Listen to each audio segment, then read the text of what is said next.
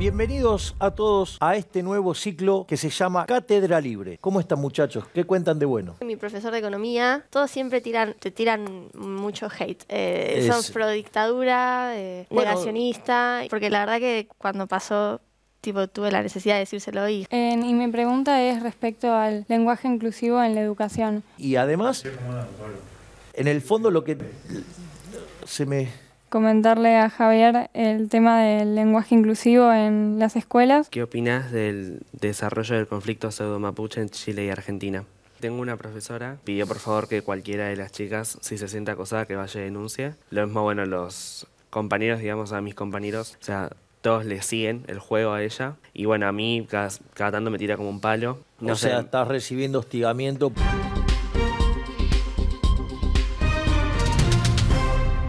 Bienvenidos a todos a este nuevo ciclo que se llama Cátedra Libre. En este ciclo van a tener la oportunidad de preguntarme directamente a aquellos que quieran saber cuál es mi opinión, mi visión sobre los distintos temas. Yo voy a interactuar de modo directo con ustedes, en donde ustedes me preguntan y yo contesto. ¿Cómo va a ser la dinámica? Muy simple. Cada programa, 6 de ustedes van a venir y van a compartir conmigo acá el estudio, me van a preguntar y yo les voy a dar mi respuesta. Así es que bueno, bienvenidos a todos y vamos a empezar ya con este ciclo de preguntas donde ustedes preguntan y yo, Javier Milei, contesto. ¿Qué tal? ¿Cómo están, muchachos? ¿Qué cuentan de bueno? Bien. Muy bien, Javier. Muy bien, Javier. Así es que bueno, ustedes son los primeros, así es que arranquen con sus preguntas. Ustedes preguntan, yo contesto. Hola Javier, mi nombre es Sofía. ¿Qué tal, Sofía? Soy de Capital Federal y mi pregunta es respecto al lenguaje inclusivo en la educación. Por ejemplo, en mi colegio nos dan textos en lenguaje inclusivo y quería saber qué opinabas al respecto. Bueno, en principio yo no estoy a favor de lo que es el lenguaje inclusivo. Es decir, en rigor, si vos querés hablar lo que vos quieras, vos lo podés hacer libremente y es una elección tuya de cómo decidís comunicarte o interactuar con el resto de las personas. Lo que a mí me parece mal es que desde lo que es, vos estudiás en una institución estatal. Sí, en una escuela pública. Bueno, entonces eso en el fondo constituye adoctrinamiento, porque en el fondo vos podés elegir hablar en el formato que quieras y después si la gente te entiende o no es un problema tuyo y de la gente y cómo te vas a comunicar. También, digamos, hay una cuestión que tiene que ver con el uso del idioma español, que suele ser vulnerado con ese tipo de lenguaje. Pero a mí lo que me parece grave es que el Estado, sacándole recursos por la fuerza a los individuos, imponga una agenda. Es decir, eso violenta lo que sería la educación y además, en el fondo lo que Entonces, en el fondo ustedes lo que encuentran en esa situación es que ahí hay un claro adoctrinamiento.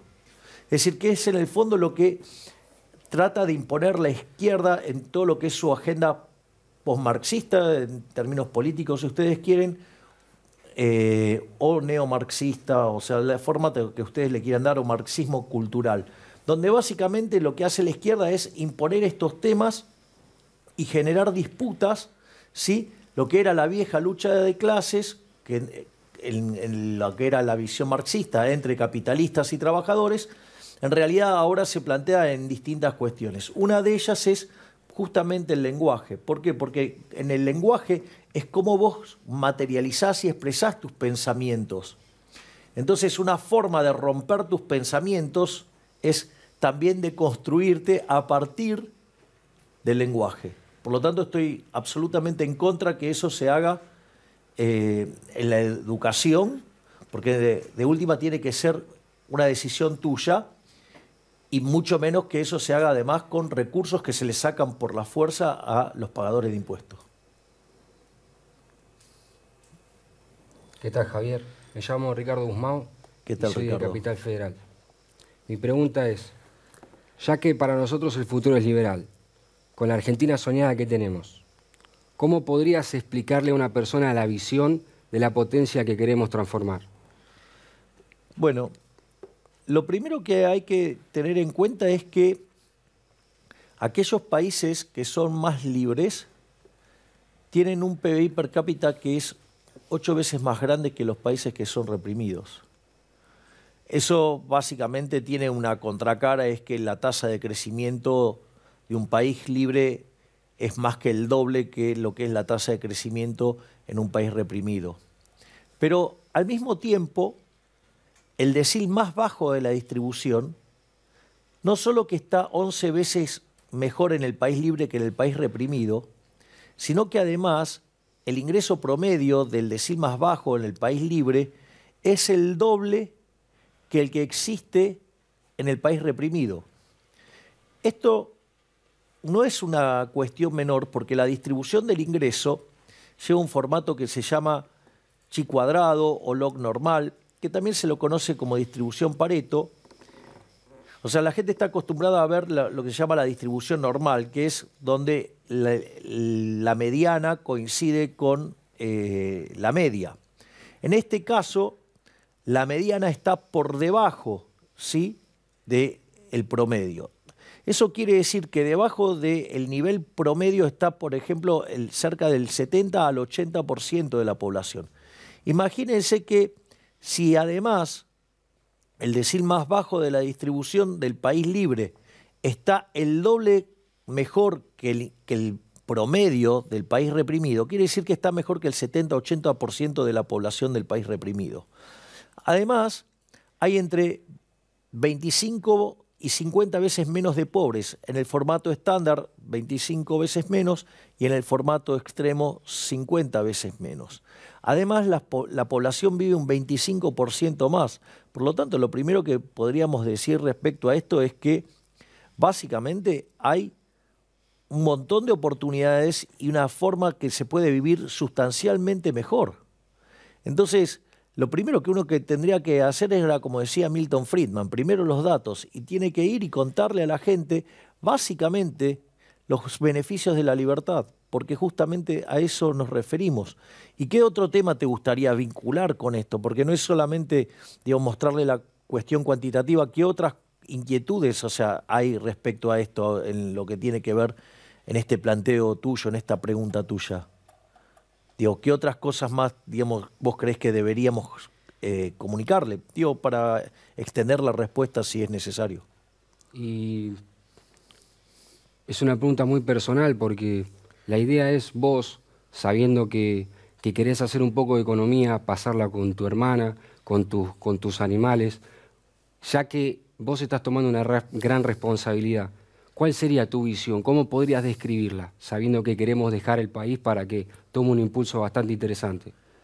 Mira, yo digo, hay una cuestión que es, ahí en lo personal es, una vez que yo culmine lo que yo considero mi ciclo en la política, es una cuestión que es, bueno, una vez terminado eso, a diferencia de lo que ocurre con otras personas que están involucradas en la política, lo que tiene que ver en mi cuestión personal, yo, digamos, una vez que termine mi ciclo, mi idea es dejar la política, básicamente para dedicarme a las cuestiones que a mí me generan más satisfacción personal, y eso hace que sea una forma distinta de encarar este tipo de cuestiones. ¿Por qué?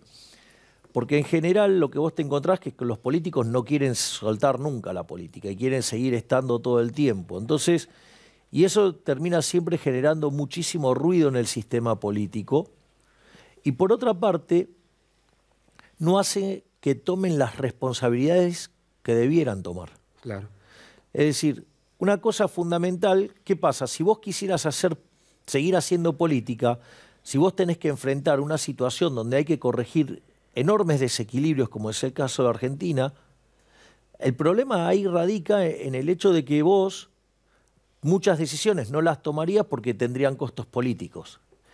En mi caso particular, como, a ver, mucha gente ingresa a esto para tener poder y para poder hacer cosas que en su vida personal, sin el aparato represivo del Estado de su lado, no lo podría hacer de ninguna manera. A diferencia de esas personas, en mi caso, yo soy una persona que es feliz y no necesito nada de esto para ser feliz. Entonces, ¿qué es lo que pasa? Yo estoy fuertemente comprometido con cambiar de verdad a la Argentina. Y si hacer esos cambios implica tener que pagar un montón de costos políticos, a mí no me molesta en lo más mínimo, porque mi vocación es la del cambio, no la de hacer política. Es decir, yo no necesito el poder para ser feliz o para tener cosas, porque yo, Dios, esas cosas las tengo independientemente de estar o no en política. Eso implica también una forma distinta de hacer política, porque en general, básicamente, el político que te pide el voto para tener el poder él y hacer lo que quiera. Yo, digamos, cuando te pido el voto, en realidad lo hago para devolverte el poder a vos, justamente. Entonces, eso implica una forma de ver el tema de la política totalmente distinto. Es decir, con lo cual yo voy a hacer lo que considero que hay que hacer. En ese sentido, yo tengo una visión de lo que hay que hacer, sé cómo hay que hacerlo, tengo la convicción para hacerlo, y en ese sentido, si yo tengo que pagar costos políticos por hacer lo que hay que hacer, yo no tengo ningún tipo de problema, porque una vez terminado mi ciclo en la política, yo voy a dejar la política. O sea, esa es una cuestión, digamos, personal mía. Entonces, eso hace que se enfoquen las cosas de manera distinta. Vos fíjate, cuando yo, por ejemplo, hablo de las reformas, que yo hablo de tres generaciones de reformas, y hablo de los procesos de convergencia. El proceso de convergencia es el tiempo en el cual un país que está, digamos, en desarrollo, ¿sí?, o un país emergente, si vos querés, tarda para alcanzar el estadio de un país desarrollado. Ese proceso que se llama convergencia en la literatura del crecimiento económico, Argentina para alcanzar a Estados Unidos en dinámica tardaría 35 años. Entonces yo no estoy planteando una agenda de 4 o de 8 años. Es decir, es una agenda de por lo menos 35 años y es una agenda que obviamente me excede a mí y en el fondo lo que yo quiero hacer es empezar a plantar el árbol, más allá de que esa sombra la pueda disfrutar o no yo mismo. O sea, básicamente es eso, es la vocación por cambiar definitivamente al país para volver a abrazar las ideas de la libertad y volver a ser una potencia mundial. Así es que bueno, vamos y seguimos en el próximo bloque. Bueno, me sentí muy cómoda, estuvo muy interesante poder comentarle a Javier el tema del lenguaje inclusivo en las escuelas y estuvo muy bueno. Bueno, esto ha sido una experiencia inolvidable. Estoy muy contento con la respuesta que me dio Javier Milei y la verdad que él es el ejemplo y la inspiración. Nosotros sabemos lo que tenemos que hacer, lo único que queda es hacerlo. Así que muchas gracias.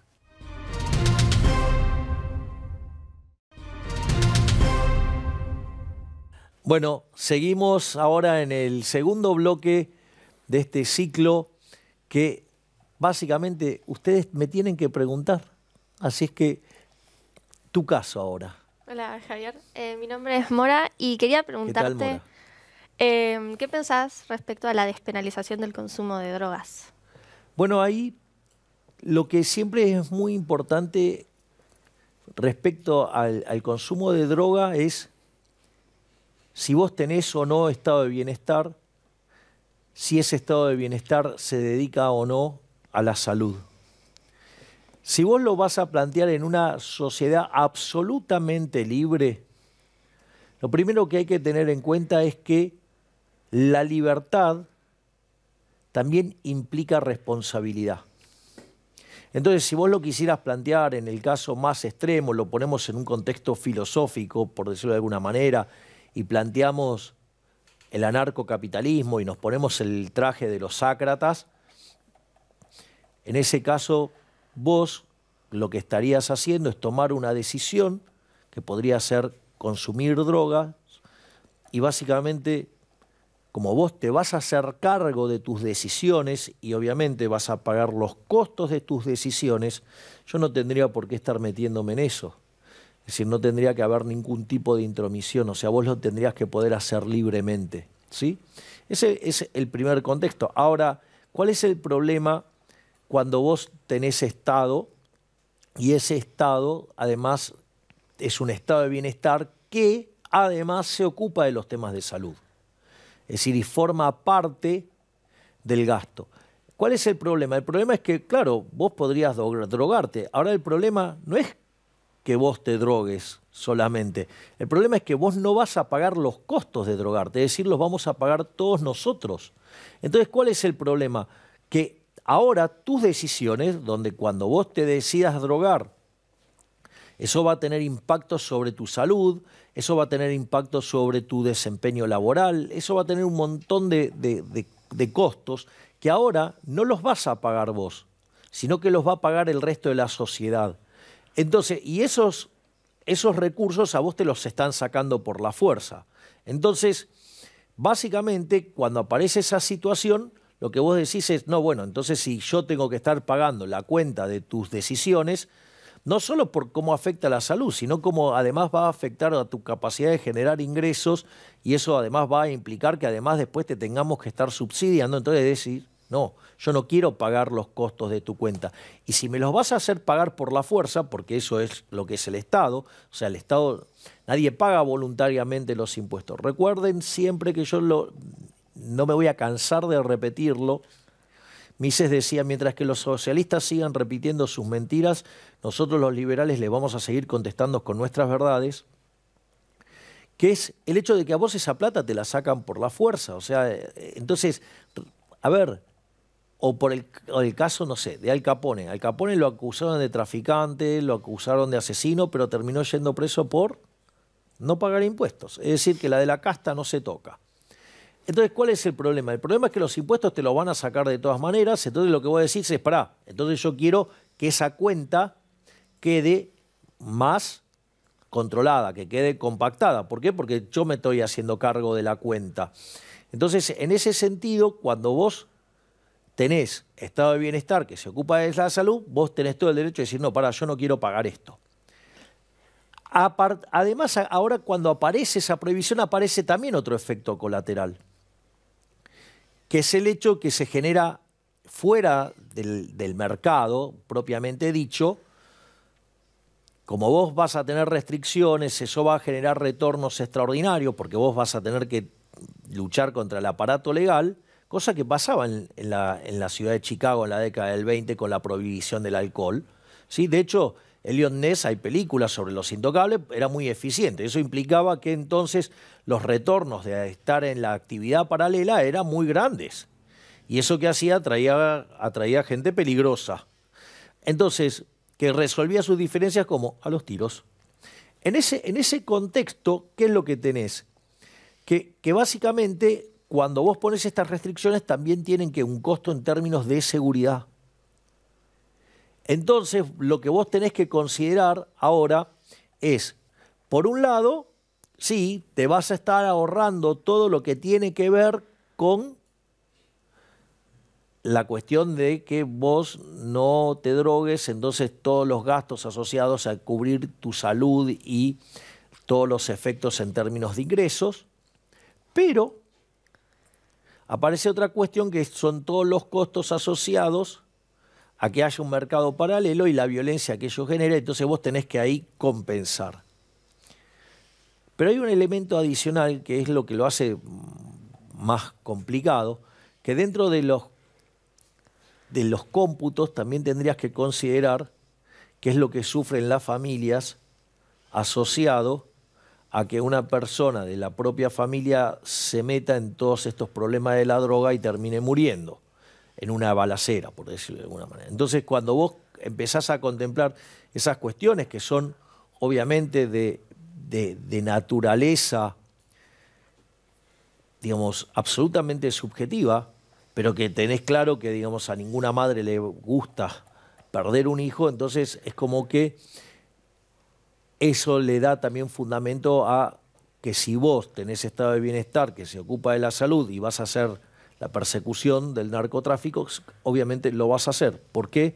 Porque no solo estás haciendo la compensación de los costos, sino que hay un elemento adicional que es muy fuerte para una persona perder un hijo en esas circunstancias. Por eso, digamos, se da la persecución y la pelea contra el narcotráfico. ¿Algo que quieras repreguntar sobre esto? No, está bien. ¿Quedó bien? Bueno, sí. Listo, fantástico. Qué bien que estoy explicando, ¿no? O sea, no sé si a él le expliqué bien porque él ahí metió una repregunta. ¿Y vos te había quedado? ¿Querías hacer repreguntas sobre lo que me habías preguntado? No, era eso. Ah, ok, bueno. Próximo. Bueno, hola Javier, mi nombre es Evaristo y soy de provincia. ¿Qué tal? ¿Cómo estás? Bien, vos. La pregunta que tenía para hacerte es ¿qué opinás del desarrollo del conflicto pseudo-mapuche en Chile y Argentina? Bueno, ahí nuestra posición es muy clara y tiene que ver con el hecho de, primero, no está tan claro que sean mapuches.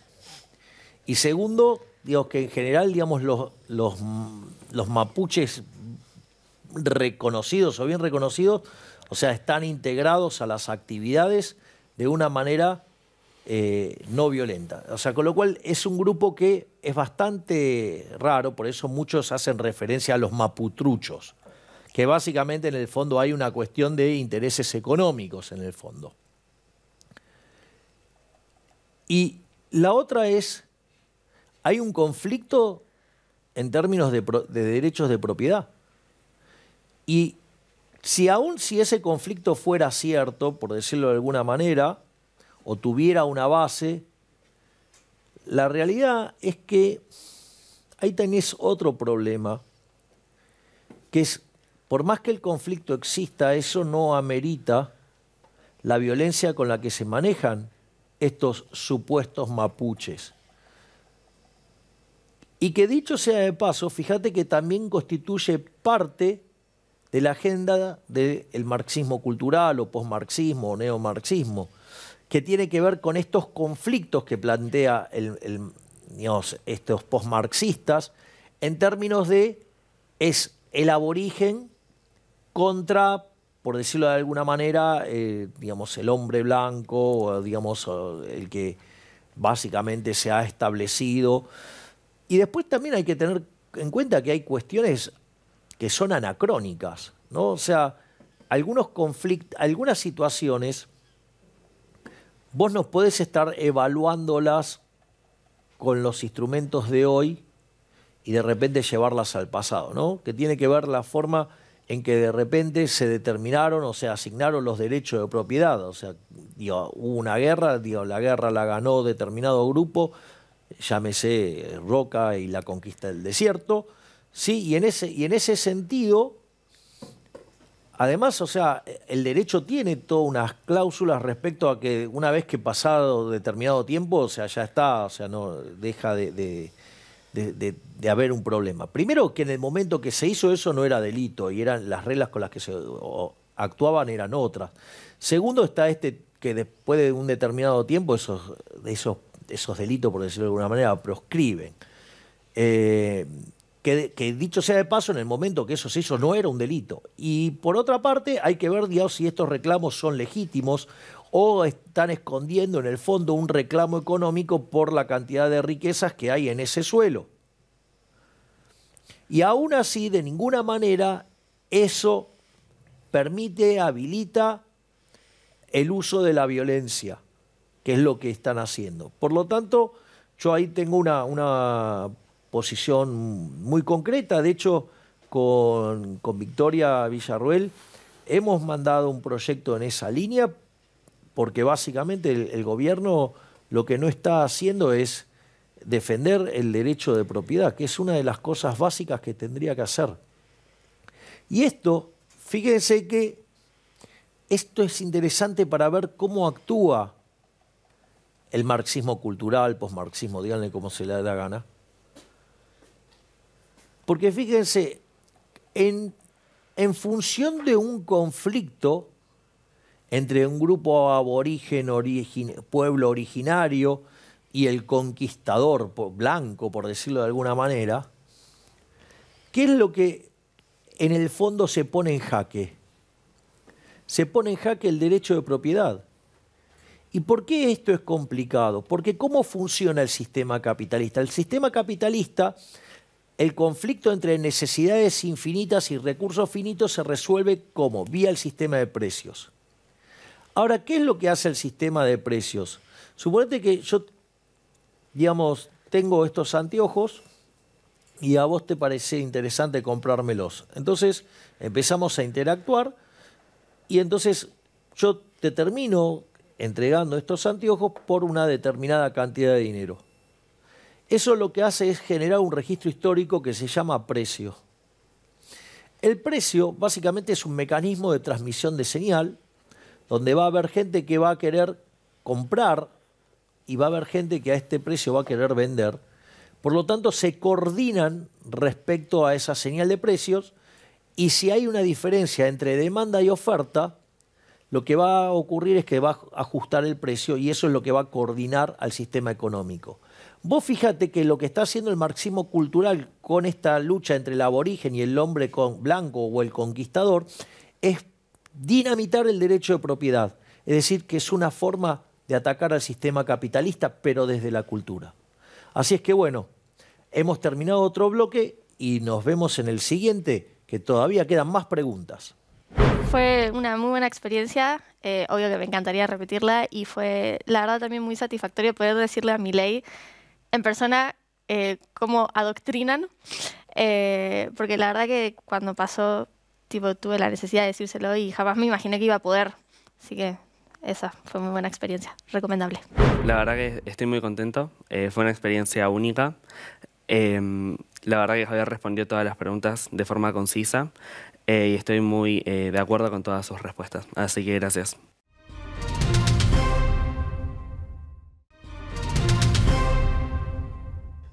Bueno, seguimos con todo este divertido evento que es que ustedes me pregunten y yo contesto en esto Cátedra Libre. El próximo invitado o visitante de esta Cátedra Libre, nombre y pregunta. Hola Javier, soy Diego.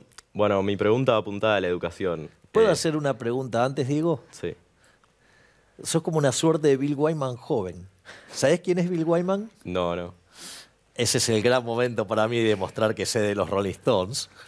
Bill Wyman era el bajista de los Rolling Stones. O sea, la formación original de los Rolling Stones, la banda de rock and roll más importante de la historia, que arrancó en 1962, Mick Jagger, Keith Richards, que siguen girando por el mundo.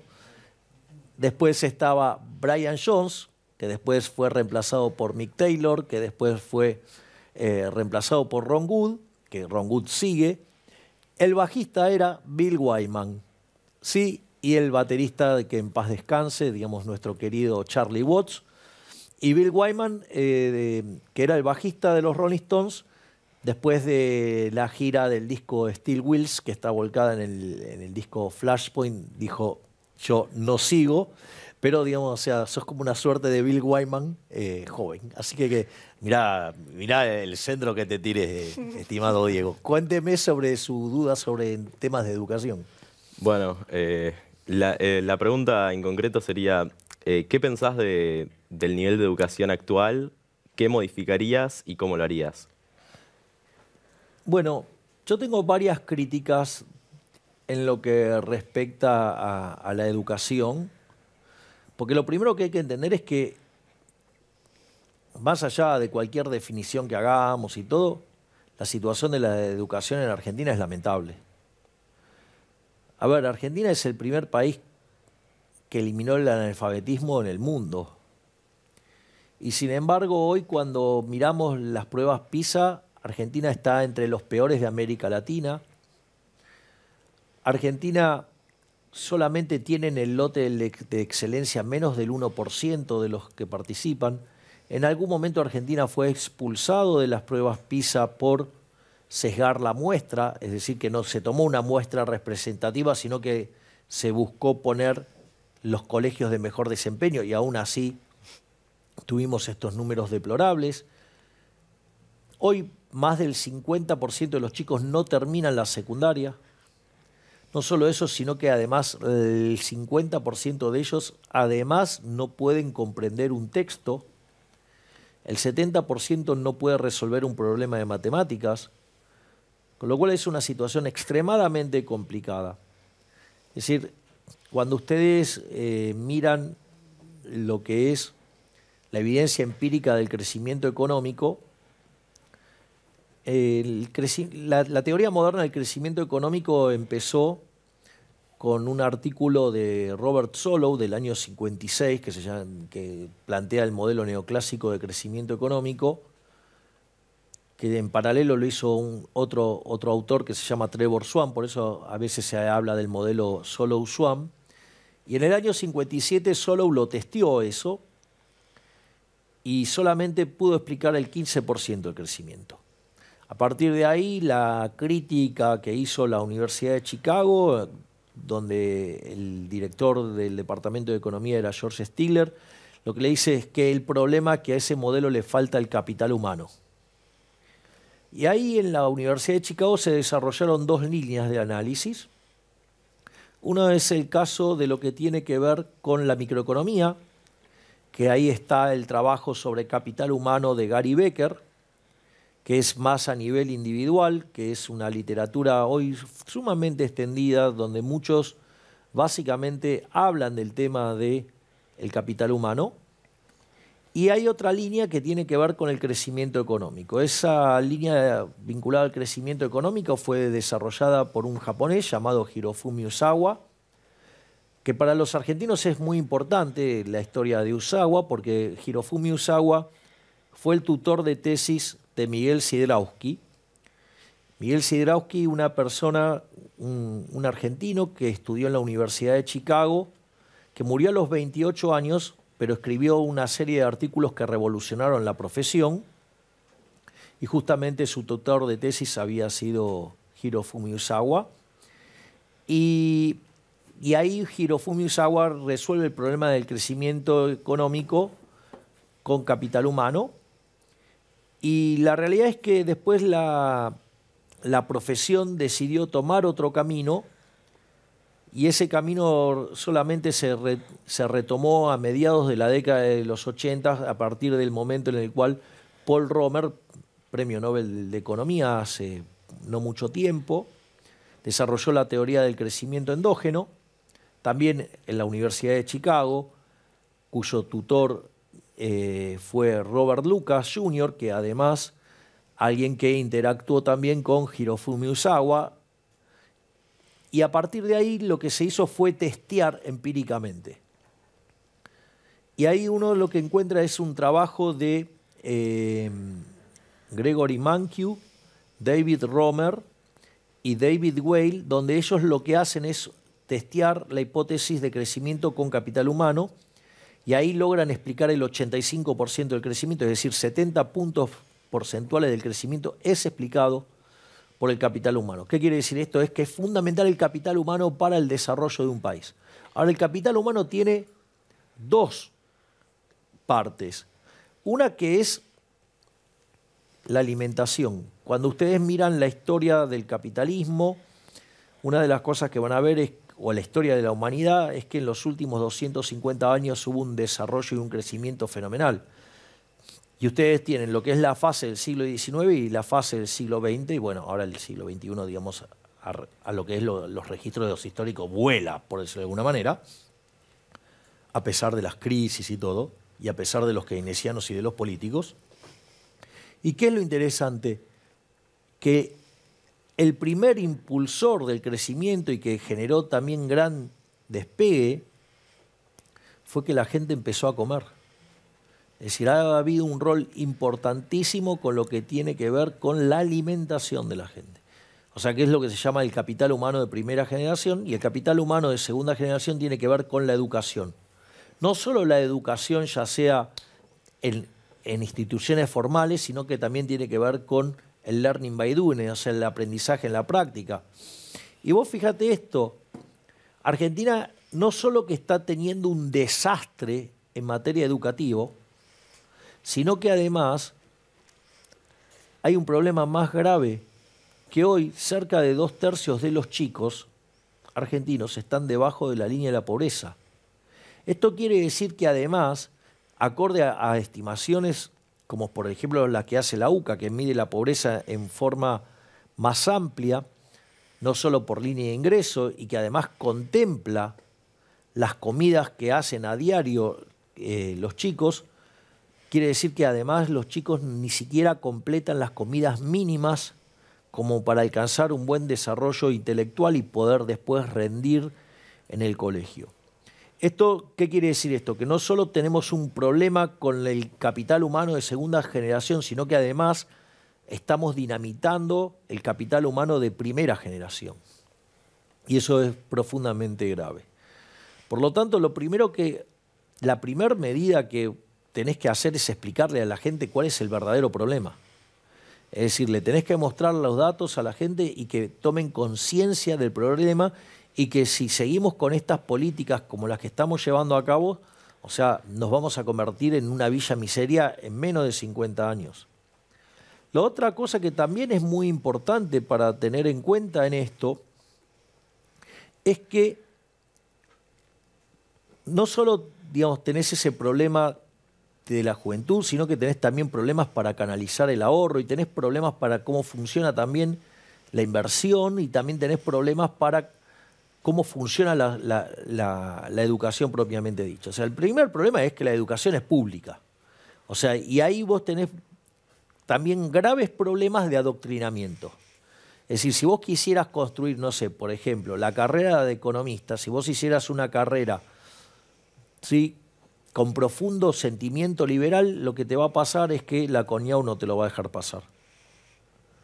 Entonces, ahí vos tenés unas cuantas restricciones. Pero por decir algo, ¿no? O sea, ni que hablar de los niveles de adoctrinamiento que hay en facultades como Ciencias Sociales, ¿no?, de la Universidad de Buenos Aires, o la persecución que existe hacia los que tienen pensamiento liberal.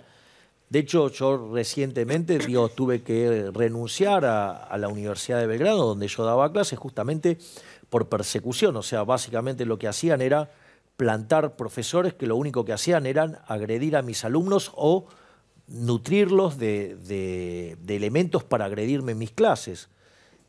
Obviamente nunca lo lograron hacer de manera exitosa, pero evidentemente cuando vos te dabas cuenta que parte de las autoridades de la universidad eran parte de ese armado, vos decís, ¿para qué voy a seguir acá si en el fondo, o sea, es un motivo de conflicto permanente?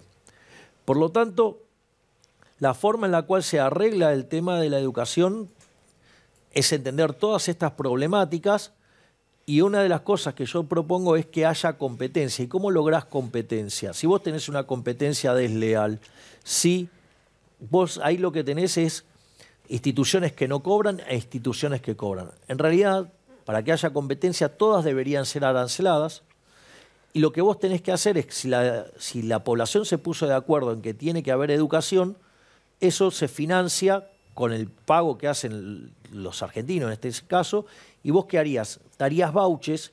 Entonces, al estar, si vos querés, subsidiando la demanda, eso obligaría a las instituciones educativas a competir. Entonces todos tendrían acceso a la educación, pero esa educación sería de mejor calidad. Y las que lo hacen mal quebrarían, y los que hacen bien progresarían, y eso lo que generaría es que mejore la calidad de la educación.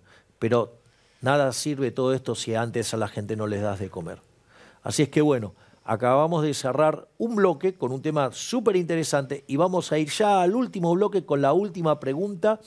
Y si queda algo de tiempo, quizás hasta podemos debatir los 7 juntos. Así es que bueno, los veo en el próximo bloque. Excelente la experiencia de poder preguntarle a Javier sobre la educación y su visión sobre los cambios que implementaría. Siento que me dio una respuesta satisfactoria a la pregunta que había hecho, y bueno, me pareció una muy buena experiencia por preguntarle de frente a Javier lo que pensaba.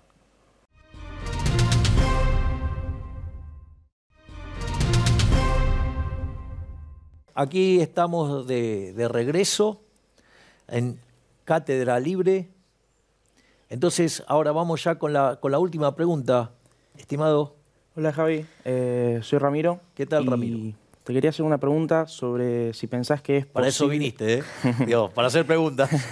Sí. Si pensás que es posible o en algún caso necesario hacer una reforma constitucional.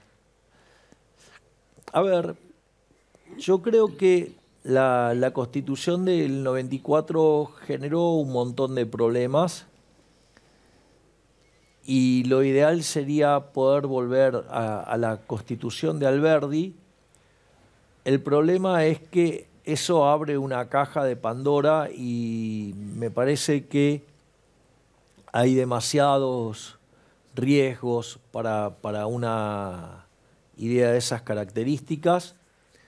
Las cuestiones más complicadas, por ejemplo, lo que tiene que ver con la coparticipación, existen instrumentos legales para encontrarle la solución, pero me parece que, salvo que vos me digas que se puede optar por una constitución o la otra, no tenés muchas chances de hacer la apertura de la caja de Pandora porque te puede llegar a salir cualquier cosa y me parece que puede tener son riesgos enormes. Aparte, cuando vos tenés planteado hacer algo así, lo tenés que proponer como un eje de campaña. Y la realidad es que, fíjense que a mí sistemáticamente me acusan de ser antisistema. Y eso es falso, porque yo me metí dentro del sistema y compito con las reglas del sistema, no hago trampa como hacen otros que utilizan recursos del Estado para perseguir a opositores, para operarlos, para hacer operaciones de difamaciones y persecución. Y aún así yo sigo jugando dentro de las reglas del sistema. ¿Por qué? Porque mire, esto es muy simple. ¿Saben qué? La hinchada argentina es maravillosa, alienta bárbaro, es muy colorida, es fantástico. Pero ¿sabes qué? Los goles lo hace Messi. Y si no crees eso, ¿sabes qué? Poné una pelota en el medio de la cancha y a ver si se mueve con la gente alentando. Es decir, los goles los hace Messi. Entonces, en ese sentido, si uno decidió participar dentro del sistema y con las reglas del sistema, yo, desde mi punto de vista, no es un momento para plantear algo así. No es en la situación en la cual creo que podríamos hacer un cambio de semejante magnitud. Por lo tanto, de hecho, no es parte de mi proyecto presidencial estar tocando eso. O sea, me parece que es una discusión ya más allá de las 3 familias de generaciones de reformas. Así es que eso es lo que yo considero. Digo, lo ideal sería volver a la Constitución de Alberdi. Me parece que no están dadas las condiciones para hacerlo desde el punto de vista político, ni tampoco desde el punto de vista social. Y además, con las reglas que vos tenés, vos podrías encarar las reformas que hay que hacer para que el sistema funcione. Por lo tanto, yo creo que en ese sentido no es necesario avanzar en eso. Así es que, dadas las respuestas, salvo que quieras repreguntar algo o que estés contento con la respuesta, podemos empezar a interactuar los 7 y abrir un diálogo y ustedes, hasta que las velas no ardan, o sea, hasta que el momento que termine el programa de hoy. Así que si algo quieren decir, preguntar, agregar, o algo en lo que prefieran que profundicemos. Yo tengo una pregunta. Sí. O sea, por ejemplo, yo estoy en el CBC, Universidad Pública, y mi profesor de... Sí, de gestión estatal. Claro. O sea, son todas públicas. Sí. Porque están todas reguladas. Nada, la cuestión es que mi profesor de economía, también el director de cátedra, todos siempre te tiran mucho hate. Son pro dictadura, negacionista. Bueno, esos son básicamente lo que se llama falacias ad hominem. De hecho, yo no soy pro dictadura y eso es falso. Yo A ver, lo primero que habría que decirles es que el liberalismo es el respeto irrestricto del proyecto de vida del prójimo basado en el principio de no agresión y en defensa del derecho a la vida, a la libertad y a la propiedad. Por lo tanto, difícilmente yo pueda ser pro dictadura cuando soy pro libertad, pro principio de no agresión y además, o sea, dentro de los derechos que defiendo es el derecho a la vida, a la libertad y a la propiedad, cuando, digamos, las dictaduras se llevaron puestas vidas humanas y la libertad de los seres humanos. Por lo tanto, lo primero que puedo decir es que están mintiendo claramente. O sea, el problema es que la izquierda tiene este problema de la proyección, ¿no? Donde básicamente ellos son los que le tienen que dar cuenta al mundo, ¿no? Porque el sistema que aplicaron fue un fracaso en lo económico, en lo social, en lo cultural, y ellos son los que asesinaron a 150 millones de seres humanos. Ellos son los que siempre tuvieron que imponer por la fuerza ese sistema nefasto que empobrece, que quita la libertad, que quita vidas y que lleva a una situación miserable. Así es que, en realidad,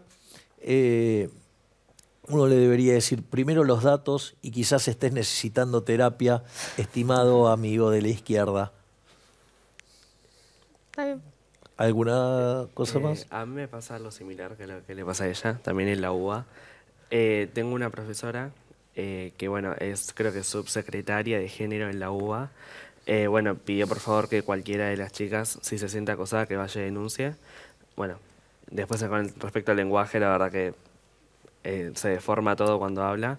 Lo mismo, bueno, los compañeros, digamos, a mis compañeros del curso, o sea, de la comisión, o sea, todos le siguen el juego a ella, o sea, pero piensan igual, o sea, eso es lo peor. Y bueno, a mí cada tanto me tira como un palo.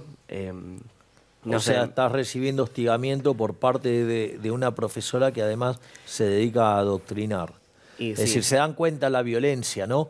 Porque está financiado con recursos que nos quitan a todos los impuestos para imponer una agenda de formato socialista, lo cual es verdaderamente una aberración. O sea, le están imponiendo la religión socialista. Sí, también, a ver, yo como que no opino, o sea, yo soy el único que opina distinto ahí. Y la verdad que siempre son como comentarios. La vez pasada me dijo que era macrista porque decía que Alberto Fernández, ella dijo que Macri, o sea, apoyó la dictadura de Bolivia en 2019. O sea, yo le dije, bueno, le digo, a ver, pero le digo, Alberto Fernández quiere reforzar los lazos políticos con Venezuela, le digo. O sea, y eso no ser un dictador, con Venezuela, le digo. Con Nicaragua, o sea fue y por poco se arrodilla frente a la estatua de Mao Zedong. Por eso, o sea, y yo le digo eso y me dice que yo soy macrista por pensar así. O sea, a ver, o sea, yo voy a pensar, no es ser macrista, es tener sentido común. Pero vos te das cuenta, ¿no? Lo grave, porque se supone que tu profesor te tiene que estar dando clases, no, digamos, o sea, llevar a una discusión política. Mirá, yo, por ejemplo, daba, lo último que estuve dando en la Universidad de Belgrano era Teoría Monetaria 1 y 2. Mi posición respecto a la teoría económica es clara, o sea, yo me manifiesto adherente a la escuela austríaca del pensamiento económico. Sin embargo, cuando yo daba clases, lo que hacía era enseñar o tratar de enseñar o de transmitir lo que es el pensamiento mainstream. Es decir, lo que ustedes van a necesitar para cuando tengan que salir al mercado de trabajo. Es decir, entonces, por ejemplo, yo lo que hacía era dar toda la discusión mainstream, toda la discusión de la corriente principal, digamos, cómo trabaja la teoría económica de mayor aceptación en la profesión, y solamente dejaba lugares particulares y opcionales para que pudieran ver otras formas de pensar, otras formas de encarar el problema, y dejando en claro que era una visión que no es la de la corriente principal, porque ustedes, básicamente, el profesor transita 3 etapas. Una es, enseña más de lo que sabe, o sea, es un problema de manejo de ego. Después se equilibra eso y enseña lo que sabe. Y en la tercera etapa vos lo que tenés que hacer es enseñar lo que el alumno necesita en esa materia. O sea, entonces, vos, por más que a mí me guste, digamos, o sea, los austríacos, o sea, la corriente principal es la corriente neoclásica y así era lo que yo hacía. Bueno, estoy muy agradecido de haber tenido esta oportunidad y poder preguntarle a Javier su opinión sobre la reforma constitucional, y estoy contento con la respuesta que me pudo dar. Bueno, estamos cerrando este primer programa de Cátedra Libre. La verdad es que ha sido muy, muy interesante porque hemos discutido temas muy importantes, como es los beneficios de vivir en libertad. Hemos estado discutiendo acerca del lenguaje inclusivo y cómo el marxismo cultural, el posmarxismo, busca desde ahí contaminar el funcionamiento del sistema capitalista. Hemos hablado de la problemática de la droga y su despenalización y bajo qué circunstancias eso tiene sentido y bajo cuáles no. También hemos hablado sobre la problemática mapuche y también lo hemos interrelacionado con el caso de cómo es una de las tantas formas en las cuales el marxismo cultural o el posmarxismo intentan contaminar al capitalismo y arruinar nuestra vida. Y lo más importante, estuvimos discutiendo sobre educación y crecimiento. Y lo que me pareció mucho más interesante todavía fue toda la cuestión del adoctrinamiento.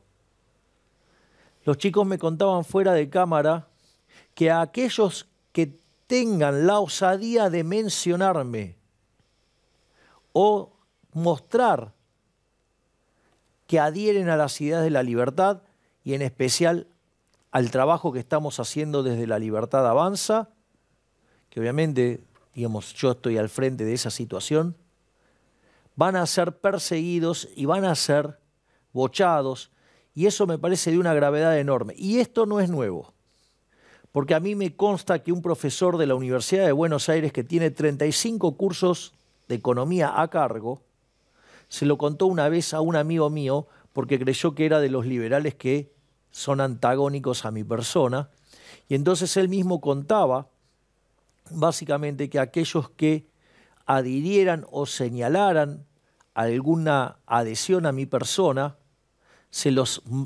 la orden es bulinearlos, perseguirlos, inducirlos a que abandonen y si no abandonan, bocharlos. Por lo tanto, hoy han surgido un montón de elementos extremadamente positivos y creo que es un buen puntapié inicial para seguir con este proyecto hermoso que es Cátedra Libre, donde vos discutís conmigo cada una de las cosas que a vos te interesan. Muchísimas gracias y hasta el próximo programa.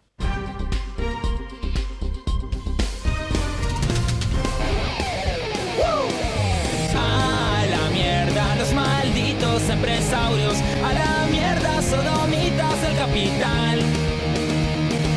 Basta de basura keynesiana, ha llegado